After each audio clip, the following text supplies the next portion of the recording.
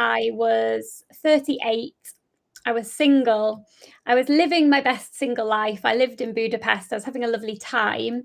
But the worry that I might miss out on motherhood started to get greater and greater. And I'm sure this will resonate with people, but I was like, if I'm 35 and I haven't met anybody, I'm going to do it on my own. If I'm 36, if I'm 37, and then at 38, I was like, enough's enough. I need to take this action. And so phoned up a fertility clinic, and the rest is history, really. I had IVF with donor sperm, and Daisy was my second embryo transfer. So that's the high level summary. And then when I was on maternity leave, I started the Stork and I, which is a community for other people who were considering this path to parenthood, which I can go into a bit more detail about. We'll definitely be going into more detail about it. That ticking clock, the background noise, the drive, desire to be a parent. Were you dating? Were you just hoping to meet? How proactive were you in your planning? I was very, very keenly dating. So dating in your 30s is hard anyway, if you ask me. Dating in your 30s when you're very clear that you want a child, it just, for me, was so hard. I tried to park it and think, let me just try and date and not think about this, but it's so difficult. And I feel like I definitely wasn't my best self on dates. The older I got, the more time pressure I felt. And honestly, and I'm very open about this, I made some really poor choices because I'd met people and almost really tried and carried on pursuing something that in a different situation I wouldn't have done, because I really wanted to meet someone to have a baby with. It's only now in hindsight where I'm like, thank the Lord that didn't, happen, because they weren't the right people. But if you ask me how much, I think I deserve an A star for the effort of dating. But I just didn't meet anybody that I connected with that had the same goals at the same time to start a family. And so I really felt like, and I don't think you need to do this, but I really felt like I'd explored that avenue, and it wasn't working for me. And therefore I felt confident to say, I need to make a different choice here. Yeah. Where you knew you were ready for motherhood, had you already checked out your fertility? Had you considered freezing your eggs? Do you know, I split up from a long-term partner when I was 29, and it didn't even cross my mind to freeze my eggs at that time, because naively I just presumed I'd meet someone in time. I just thought, oh well, I've got quite a long time to still meet someone else, so it didn't even dawn on me. And then of course I only started thinking about it where then I wasn't the best, most optimum age to do it. And by the time I started thinking about it, I'd actually decided that I was ready to do this solo. So there was no point freezing my eggs by then anyway. And interestingly, at that time, this would have been maybe 8 years ago, I didn't know there was any tests that you could do to check your fertility. So I hadn't done anything, just because I wasn't aware that there was anything that could be done. Which is again just so fantastic how much more information there is out there now. It's surprising just how quickly things change. When you first went into the clinic, you mentioned your daughter arrived as a result of your second embryo transfer, which is just fantastic when there's a happy ending. Was IVF the plan, or would you have been open to insemination first? Had you gone in expecting IVF? So it was my decision just because of my personal circumstances. So I actually lived abroad. I lived in Budapest, and I was doing the opposite of what quite a lot of people doing. I was going from like a lower cost location back to the UK, because at that time in Budapest, you couldn't be treated as a single woman. I do think changed now. So I was flying back to Manchester where my family was, and for sort of 3 reasons. One, because of the traveling and the logistics, it was going to be easy to do IVF than IUI. One, because I was in the very fortunate position where I had some savings and I thought, let me give myself the best possible chance of success whilst I have that possibility. And the other thing is I almost wanted to minimize, and by the way, I know you can't do this, but minimize the emotional roller coaster that I was going to go on. And the IVF, with it being greater probability of it working, I thought that's just one way that I can try to minimize the disappointment of potentially IUI not working. Had I lived in the UK, I think I would have tried IUI first, but I didn't. When you've made big plans to change countries while you're doing your treatment, I acknowledge there are quite practical reasons for that. How did that impact on just the logistics side, the communication with the clinic? Was that more difficult? How did you choose your donor? Do you know what's really interesting? The consultant at my clinic that I used was actually Hungarian, so he was very familiar with Budapest, and we did what sometimes you do if you're having treatment abroad, where we partnered with a clinic in Budapest where I was able to have some of the tests that were needed done. That was interesting because it was very, very novel to them that I was doing this on my own. And so it was a male doctor who was like, "You're doing what?" And so that was a bit harder, but he was nice about it. So the clinic were brilliant, and they were great at communication, and luckily I have the job that's quite flexible, so I was able to do a lot of it without really telling my work. And I said to my boss that I was having a medical procedure and I needed to be in the UK to do it, and he was totally supportive and just said, just do what you need to do and let me know if you need any time off or support. So that made my life a lot easier. Oh, it's great when you've got that bit of scaffolding around from work. What about family and friends? Were they supportive? Were they hoping you'd meet somebody? Yeah, so totally supportive, because they saw my journey. They knew I and hadn't been able to, and just thought they knew how much I wanted to have a child, and they thought, yeah, this is a good option. And I think they had confidence I'd be able to do it. If I'm completely honest, a lot of the people that I coach and myself, one of the biggest things about this is letting go of the fairy tale idea of how you think you'll become a parent. And for me, that was one of the biggest things that I needed to work through, letting go of that idea. And although all my family were supportive, I do still think that they thought that it might have been easier for me or better if I had met somebody. And it's kind of only now where they're like, okay, you seem to be doing okay. But that was only for my own, they also grew up in a generation where happily ever after is portrayed as meeting a partner, getting married and having children together. So I think my mum, I was like, I know that you still want that for me, Mum, but honestly, like, I'm really happy. And so she's like, okay, no, I'll let it go. I can see you're happy. So it's only for my best, like what they thought was my best interests. And where they were all rooting for you, but almost looking on the horizon just to see if somebody came along as well. Often there can be that hope for a happy ending. It feels you're quite aware that they were there. I think sometimes there's a desire that people can ignore that, and sometimes I think it's just easier to acknowledge it's part of the background noise. Yeah, and I think how I try to correct people is where they're saying about it being a happy ending, and I try to explain to people I got my happy ending. Yeah. I have a daughter. We've got our family. We're so happy. we've got an amazing group of people around us. And I think you can have two things at once. You can be really content being single, and you can be really content being a solo parent. And you can also be open to maybe in the future meeting somebody.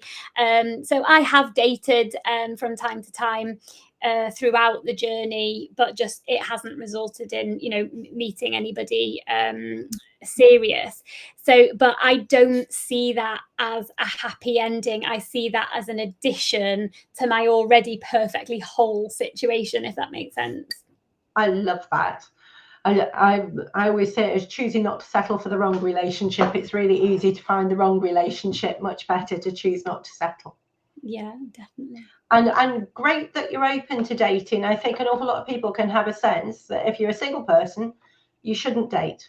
If you're moving forward on this journey, and I just think actually you're on a different chapter. You haven't shut a book, you know. And do you know what? I am quite unusual in this. I went on my first date when Daisy was 12 weeks old, which is very young, but it was just to dip my toe in, almost to see it, can I still do it? How does it feel? And I was like, oh, I'm on a date with a man and we're not talking about babies. And it was, and I was almost like, okay, it's there. It's still possible.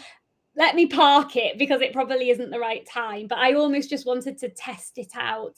And then it wasn't my priority for quite a long time. But then as Daisy's got a bit older, now I feel like there maybe is a bit more room, a bit more space to do that again. But I speak to some people who are like, do you know what? I couldn't think of anything worse. It's just not my priority at all. And then other people who are like, yeah, I'm open to it. You know, if I can meet someone and it works. So there's a real variety, I would say.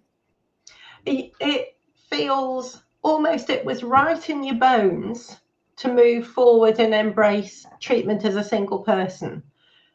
Where did you give birth? Did you move back to the UK? Did you start in Budapest? How did life evolve after? Yeah, so I was pregnant when I was in Budapest, but my job was actually coming to an end anyway. So I was moving back to the UK. So I gave birth in the UK. And so I started off, I think I moved back when I was about 4 months pregnant. And then, I had my maternity leave in the UK. And then I got a job back in the UK, and I'm based permanently here now. Mainly, my job was ending anyway, but also to have the support of my parents. So I've got an amazing support network. My mum's here now to stop my daughter from bursting in on us. And my mum and my dad live a few minutes around the corner. They're divorced, which means I get double the help because they do it separately. That's the one advantage of having divorced parents. And they're brilliant. And it's so good. I made the choice to move to a place that I never thought I would live, but that I now love, and that's just around the corner from my parents, just to make my life easier. And so that Daisy has her grandparents as a really big influence and part of her life. When you're, especially with coaching and the members of the Stork and I, do you advise, do you suggest it's important to have that family network, or can you find your tribe and build a community around you? Do you have a sense of how it is for others, I guess?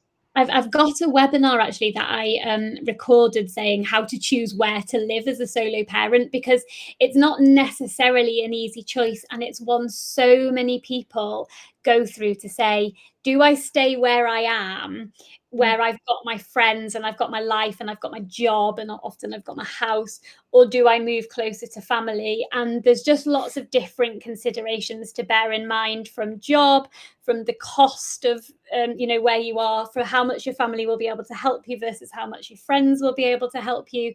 One of my things which I advise everybody is, my ego had just a lot of talking to, because I wanted to live in my trendy South Manchester suburb that I was, not in like Southport, which is almost like a retirement town, which by the way I now love. And I was like, do you know what? I can live in the trendiest suburb wherever, but I can't utilize it because I've got no support network. So I just tried to drop some of the idea of where I should live, and think about the benefits of moving to be close to my parents. And I knew my parents would be a massive support. But for other people, friends are a bigger support, or you absolutely can build a support network from scratch. So because I've moved areas, apart from my parents, everybody else in my support network I didn't know before I had Daisy, and I've got some brilliant people. So it's very possible to build it from scratch. You're just lucky if you've got family or friends who are a big part of that.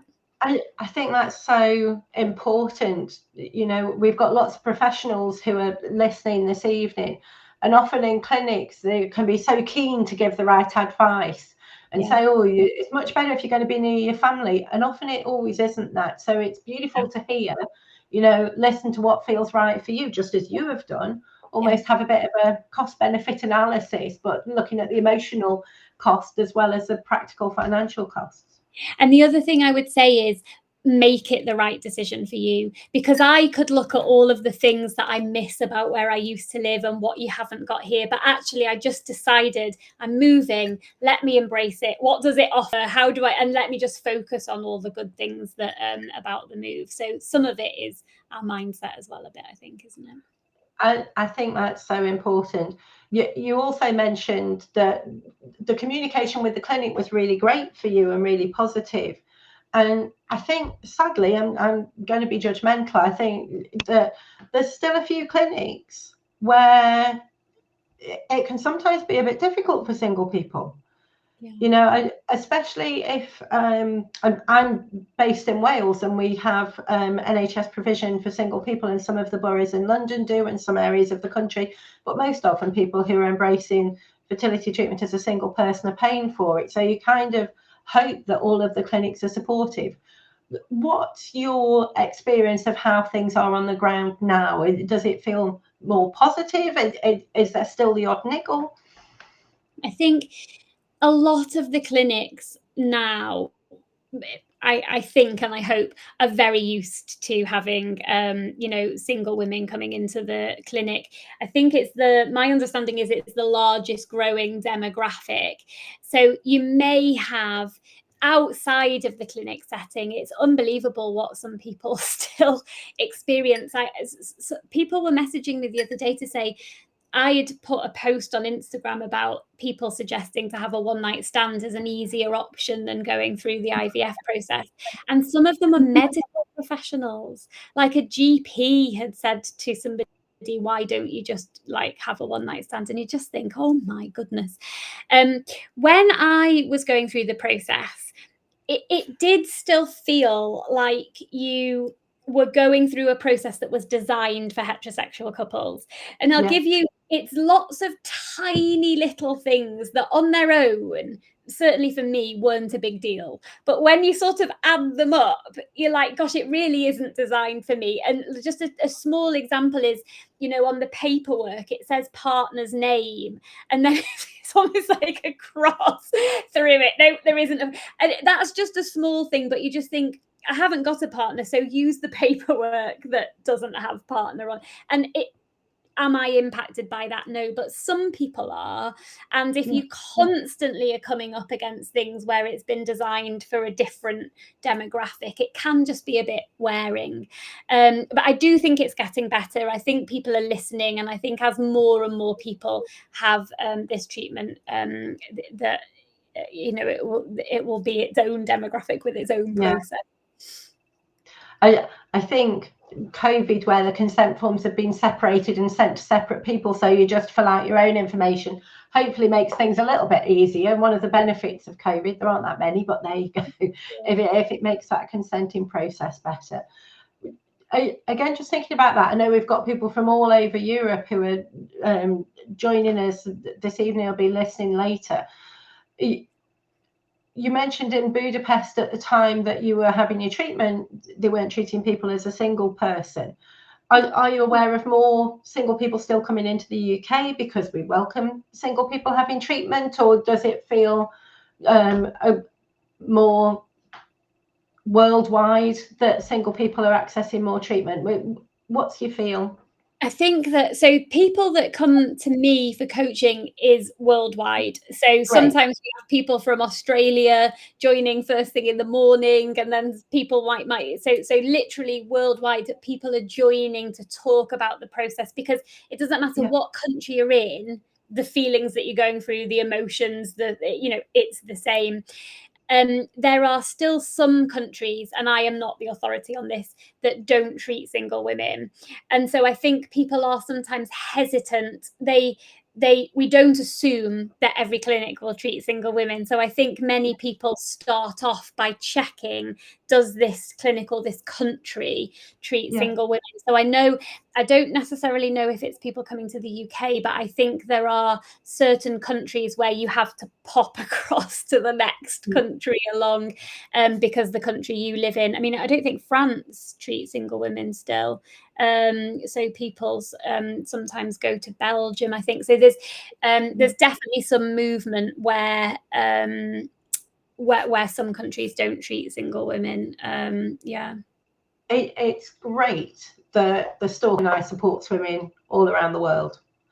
I'm just going to ask, and I'm throwing in a bit of a curveball, but do you support men as well if you're a single dad who's embracing egg donation as part and surrogacy? Yeah, do you know why I don't? Just because I do not have the knowledge about the process a man would have to go through. Because I've really tried to be niche around the process. That's the only reason. I have spoken to some single dads, and we've connected and talked about it, but it is a lot harder, for them, because they need a surrogate, and that's just not my area of specialism. So that's the only reason why not.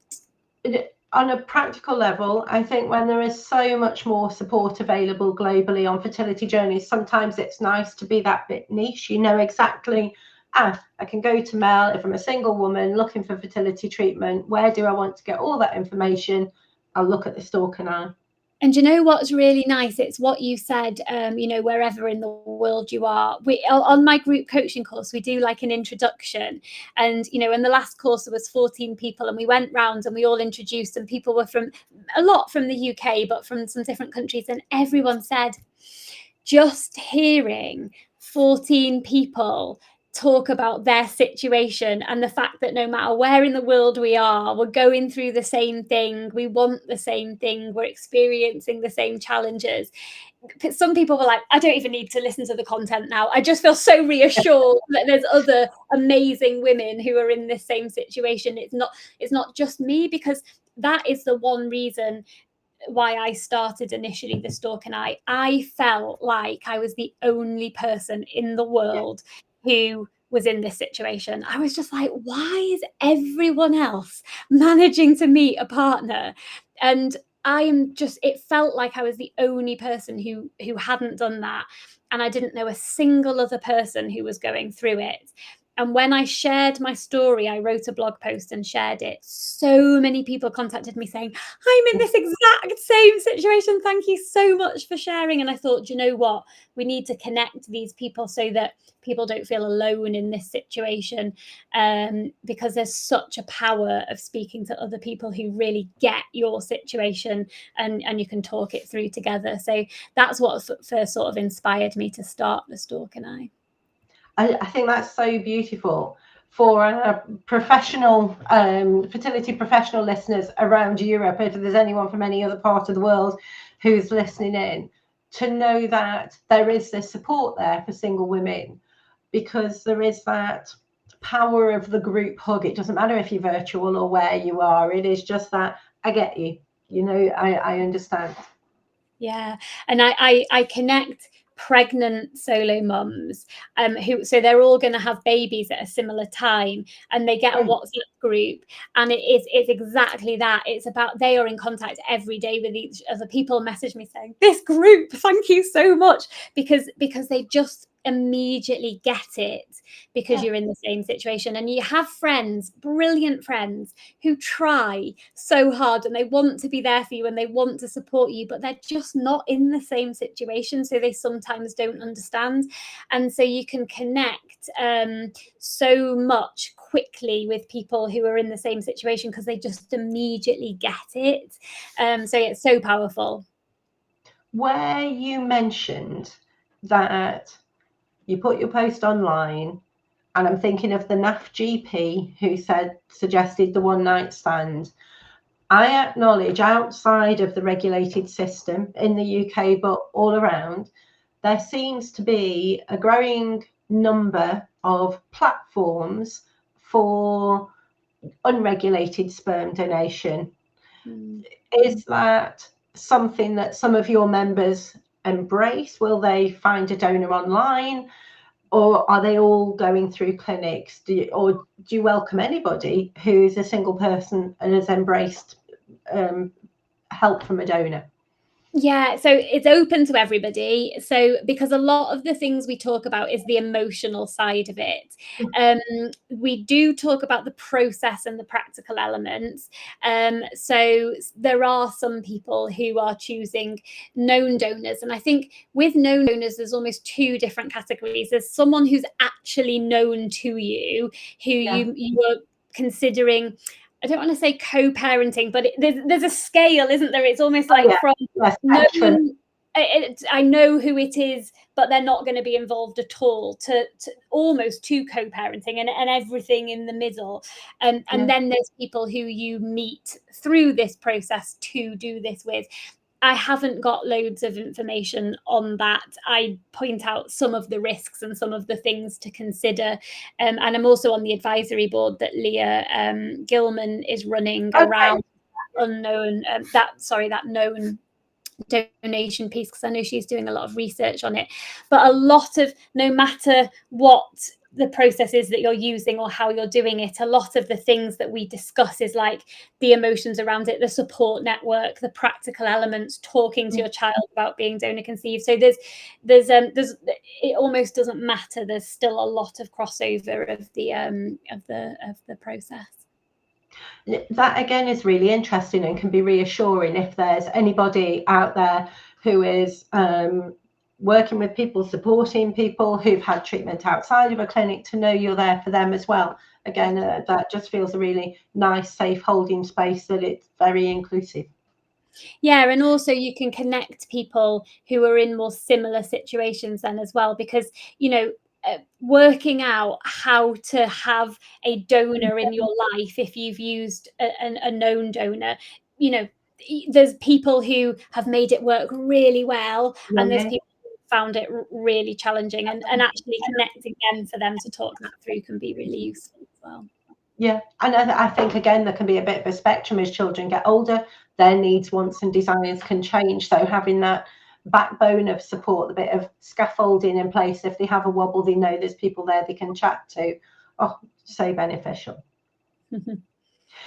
Just thinking back to your own journey, Mel, going into the clinic for IVF, I acknowledge how successful your journey is and has been, but was there a hope for more than one? Was one your destination? Is that what you hoped for? Yeah, do you know, it's really interesting. So I had been considering this for, let me say, about 3 years.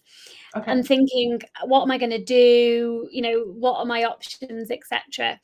And I phoned the clinic and they were like, come down, we've got an appointment next week. And I went down and they were like, you can start on your next cycle if you want. And from spending so long considering it to all of a sudden being like, you can just start this, I was like, oh my goodness. So with having IVF, I had always had in my mind that I would like 2 children.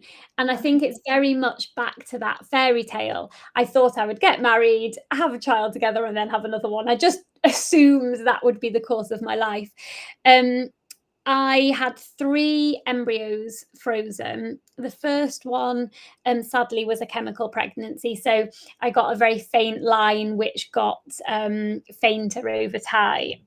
The second embryo was Daisy. And then the third embryo I had still frozen. And at first I thought, I would like another child. Yeah. But it was so hard to separate out what was a fantasy of I would like another child because that's what the fairy tale was, versus what would the reality of my life and my children's life be if I had another child. And I had to also bear in mind my parents, because they're in their 70s. They helped me considerably with my daughter. Was it fair to ask them to do that again, with a second child? And it was quite an agonizing decision.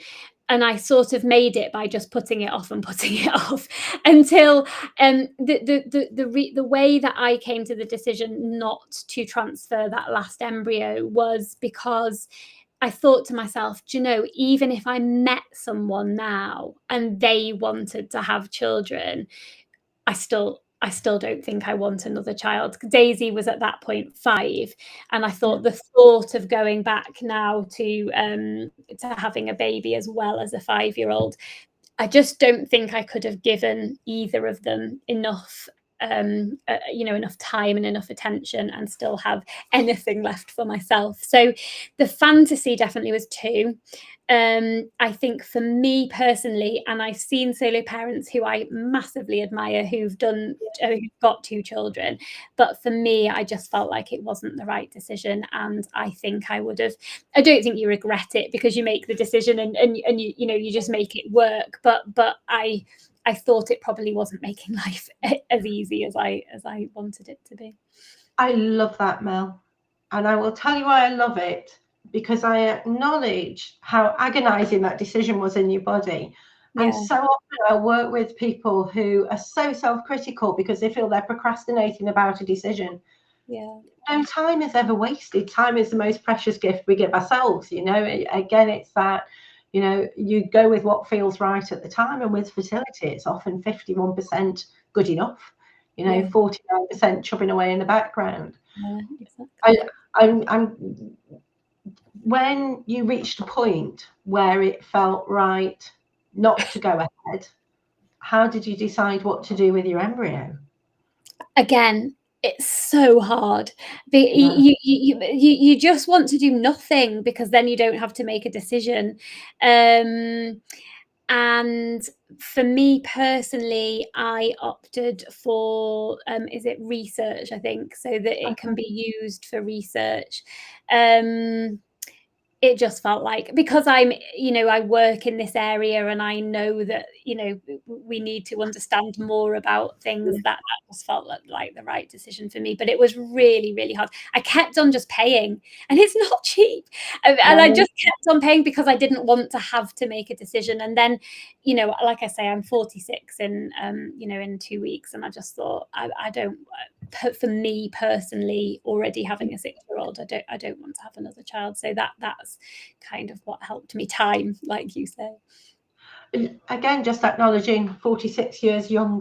I work with lots of solo mums now who are embracing double donation in their late 40s, early 50s, and it can be so difficult to know that embryo can be stored for up to 55 years. It feels a heck of a long time to not need to make a definite decision. So again, it's that trust your body and you'll know when you feel right to go with it. Is that how you see it? Definitely. And I think to clarify, actually, it's not necessarily my age that made me, I don't feel like I'm too old. I felt like I have already got a 6-year-old, and so it was, I didn't want to start again, I think is just personally for me, because it's so different, isn't it? The challenges you have with a baby versus the challenges that you have with a 6-year-old, and the delights, of course, of both. I just didn't want to, I didn't know how I would do it both at the same time well. So that was my decision.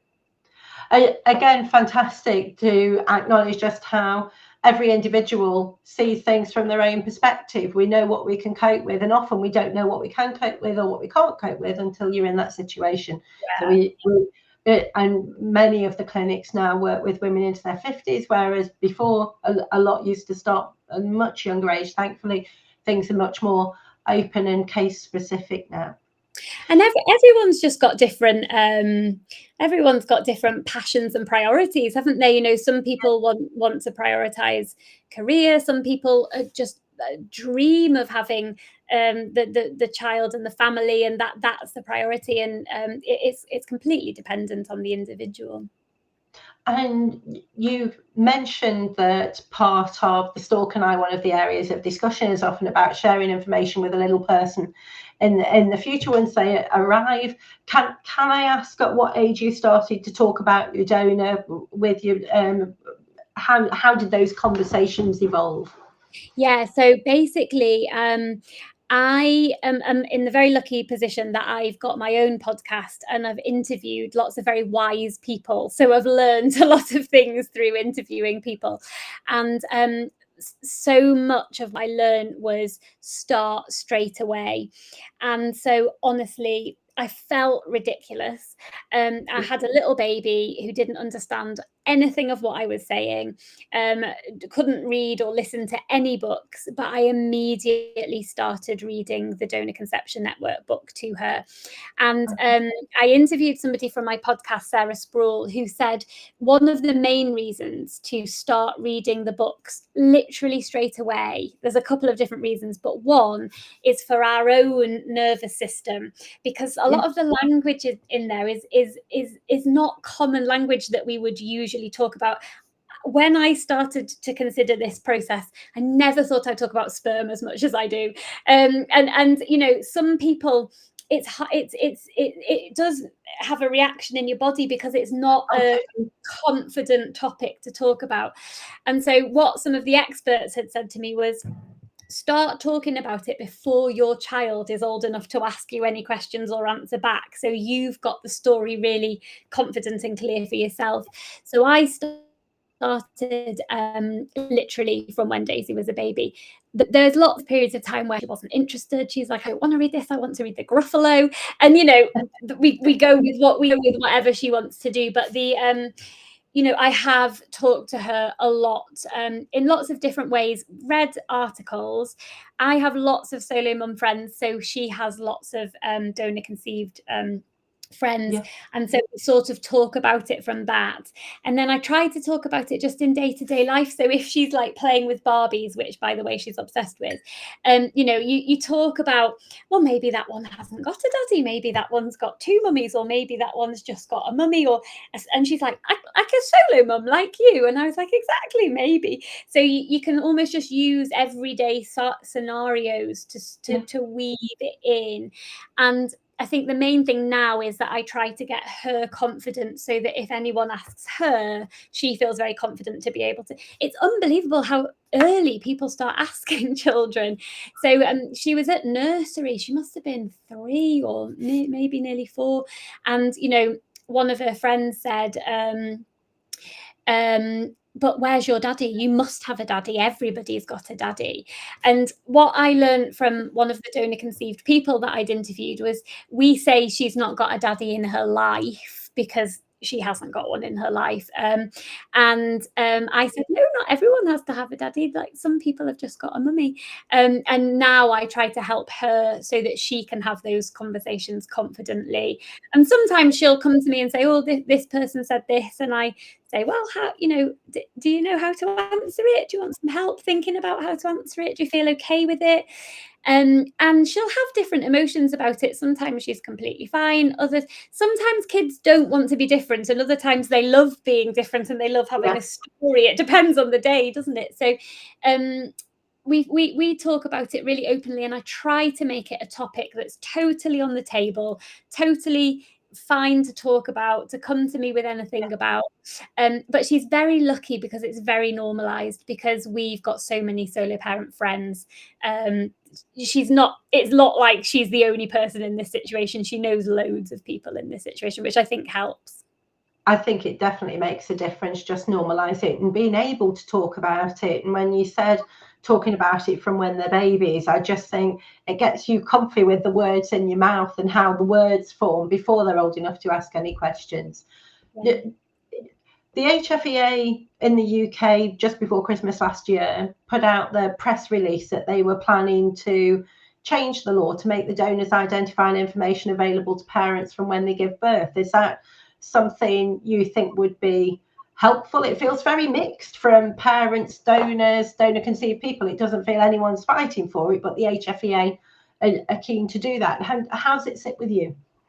What I would 100% love and advocate for is I interviewed a girl who was in Canada, I think, where once they have their treatment, you can say that you want to be connected with the other families that have used the same donor.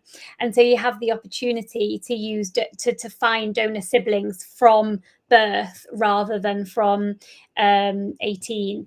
And I would love that, because I've worked with a lot of people who've met donor siblings and who've really got a lot out of that relationship. And I if I could, I would definitely find out who Daisy's donor siblings were and try to connect at a younger age. I acknowledge I'm sat here as a mum through adoption going, oh my goodness, because I acknowledge it can be great when they're little, and then they get to teenage years and there's that serendipity. If the person in the lab had shipped the sperm that way, I could have those parents instead of being stuck with you. So I think there's an awful lot of things that can happen later on. So right. I acknowledge that's my stuff as an adoptive mom. Right. But again, it feels, certainly from America, that there's a real push to find donor half siblings from an earlier age of connect. I acknowledge my own caution around it, but I think a lot of kids want it too. So yeah, that's interesting to think about. So with donor siblings, I would be keen with the donor. Yeah, I don't know. I think it would be good to have the option, because then if our children before 18 said that they wanted to know who they were, you could make a judgment on if both parties had consented to that. Yeah. Why not? I think for me, the key is if both parties consented. It almost seems a shame if both parties consented, why you can't do it. Although I acknowledge that there's probably quite a lot of complexity around that as well, in terms of, you know, navigating that relationship. And so yeah, I don't know is the answer. I'm always open to learn more and think it through. And I think there's also that spectrum, Mel, isn't there? You know, what works for one family may or may not work for another. You know, we are donor conceived in America. It's such a big spectrum of outcomes, but that transparency, that being open from a young age, feels pretty general advice around the world. Yeah, no, absolutely. And like I say, I think it should be choice. So if you don't want to, then you can opt out of it. But if you want to, I think we need to do a lot more research. And I think if we do, then there would need to be a lot more processes in place to help facilitate that. And again, just think about donor half siblings. All of the groups of donor conceived people have worked with who've connected haven't found each other through the HFEA. They found each other through ancestry.com, you know, or 23andMe. Would you support DNA testing if your little person wanted to in the future? Because I know you can do it from a much younger age than 18. Yeah, I think on that one, I would definitely be led by her, because it seems like a big decision to put your DNA out there. So I think that's something that I would talk through with her. And some of the donor conceived people that I've interviewed, I would say maybe started getting curious about 15, 16. And then I think it's just very much depends on the person, doesn't it? And, you know, it would be talking through with them to talk about what it means and what might happen. But I will support my daughter with whatever she wants. You know, I will try to make sure that we talk it through together, and that whatever her preference is, because everyone's different, aren't they? Like, I know if it was me, I think I would want to know. I'm just that sort of person. But then I've interviewed donor conceived people who are like, I'm just not interested at all. And I think there's no right or wrong. It's just different personalities and just different. So trying to support my daughter with what she wants. My biggest group of donor conceived half siblings described it as being a bit like cousins, and I kind of like that. Yeah. If you've got a friendship that builds and you happen to have genes in common, you know your parents embrace donor conception as part of the pathway to parenthood, and there's a multi-layer sharing there as well as the genetics.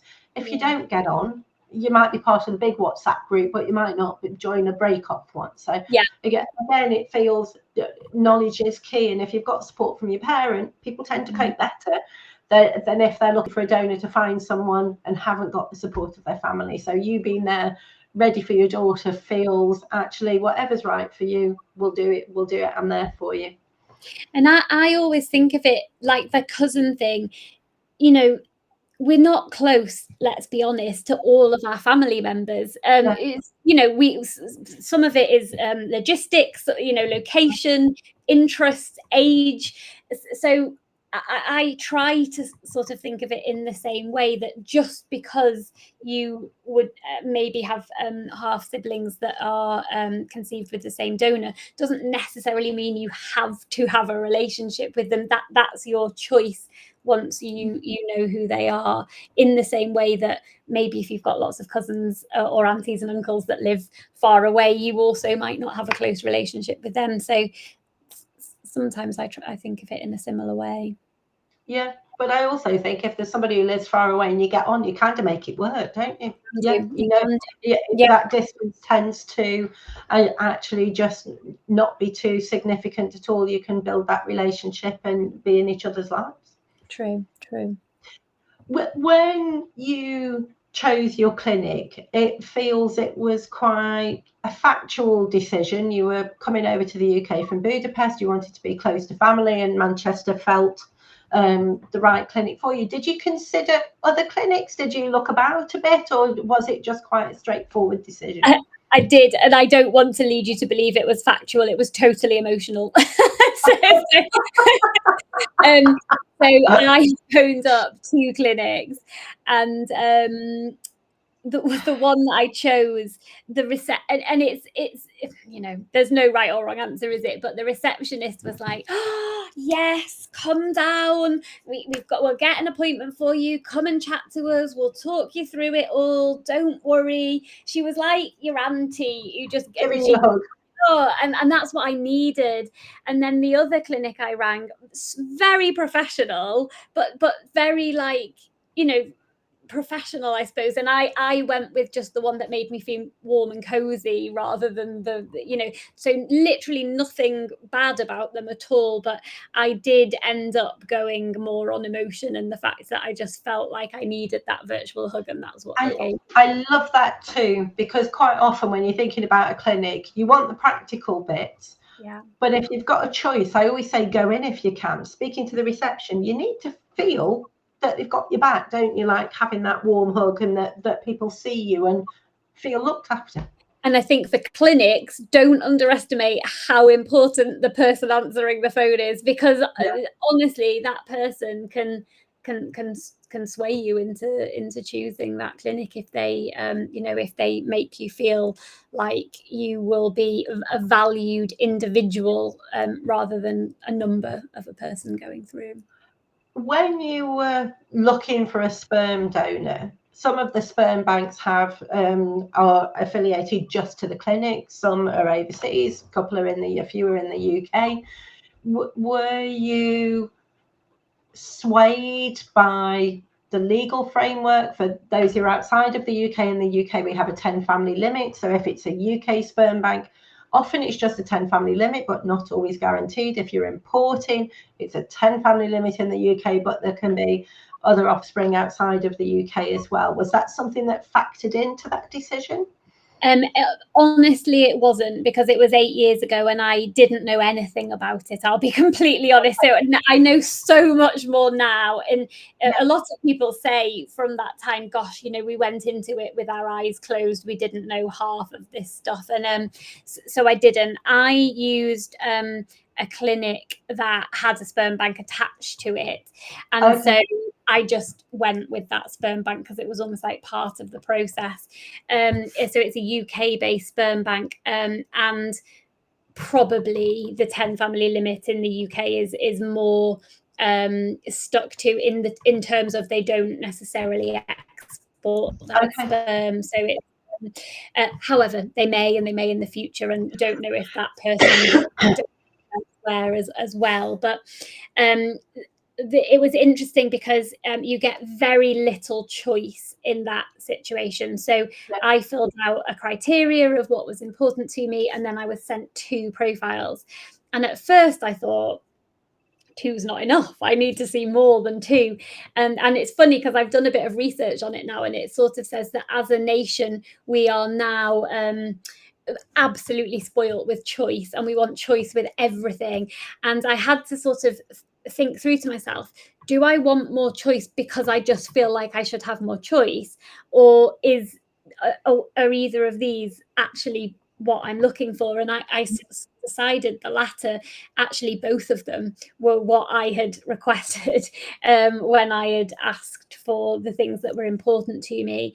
And I think I just wanted more choice for choice's sake. So I was able to make a decision from basically from the letter they wrote, just the one that spoke to me more. I went with that one. And I think that's so the thing that often donors don't understand is how important that letter is. I think because it puts a bit of meat on the bones, doesn't it? It gives you that feel. You have the spreadsheet in your head, but if you're going to carry it with you for life, if your little person asks a question, you know what it was like when you read it.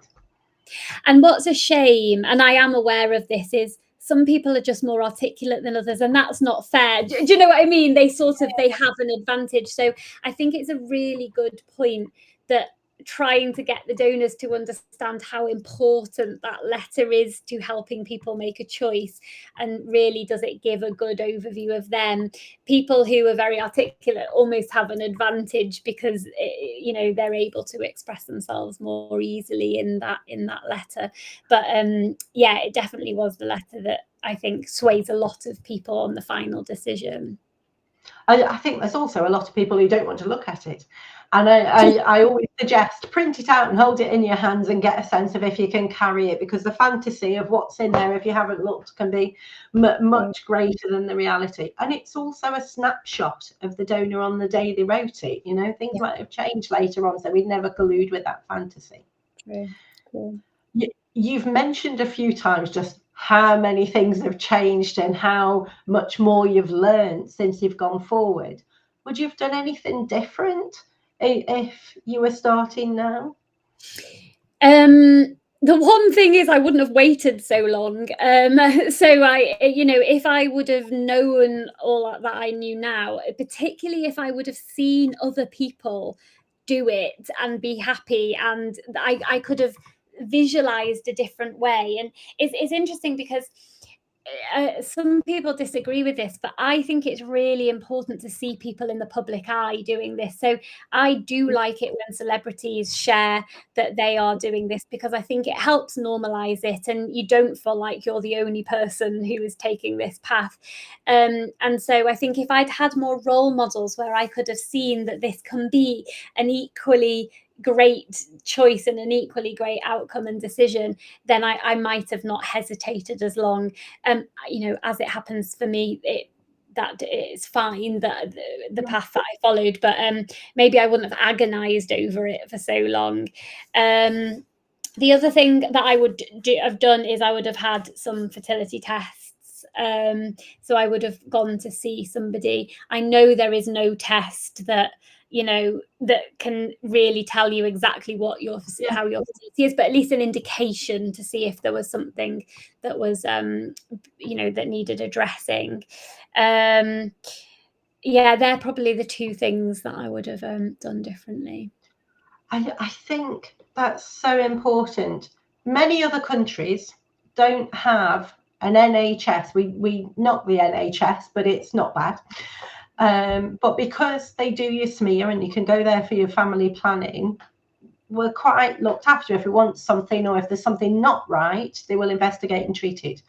In other countries where you pay for healthcare, many women know so much more, because every year they'll have a gynecologist, they'll have an internal scan, they'll know what their ovaries look like, the volume, where they're situated, what their antral follicle count is, and they'll have the AMH as well as the fertility hormone profile.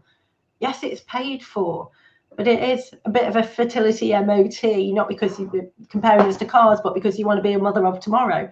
I kind of think if you're more aware of your fertility, that's a brilliant take home, Mel. Thank you for sharing that. Yeah, and I remember really feeling blind to the, you know, just thinking time is going and I have no idea if I finally start this process whether I will be able to conceive or not. And so just having a little bit more of an insight into that would have, I think, been quite reassuring for me. When you went into it, we know all went well and life was kind and everything went as well as was hoped. Had you gone into it with a number of how many cycles you would have or how much money you'd spend? How were you measuring what was manageable? And again, just to admit, I was totally naive. So I hadn't thought about it at that time. And this is where I think, you know, the work that Joyce Harper's doing on fertility education is so important, because I was not educated. I knew nothing. I had assumed that it would be successful on the first, because I was thinking I've not got fertility problems as far as I'm aware. I'm using IVF because I'm a single woman, so I assumed it would be successful. For me, I am so grateful that it was, and you know, that one round produced 3 embryos, and that's I was able to conceive my daughter from that. So I hadn't thought about whether I might have to go through it all again. So many people come to me with the same, to say, I have agonized for years about whether to do this, and now I'm doing it. It was the least of my concerns making the decision. Now I'm on this fertility journey and I'm however many rounds in. So no, in all honesty, I wasn't educated. I didn't know anything, and I was naive and optimistic. But obviously now, having coached a lot of people in this situation, I'm very aware that that is not everybody's journey. And in hindsight, it's a wonderful thing, isn't it? Because people are like, why did I spend so long making the decision if I'd have started earlier? But you know, you can't say that. But you're not ready. And I think that's so important. You know, I don't think routinely we self-harm. We do what feels right at the time.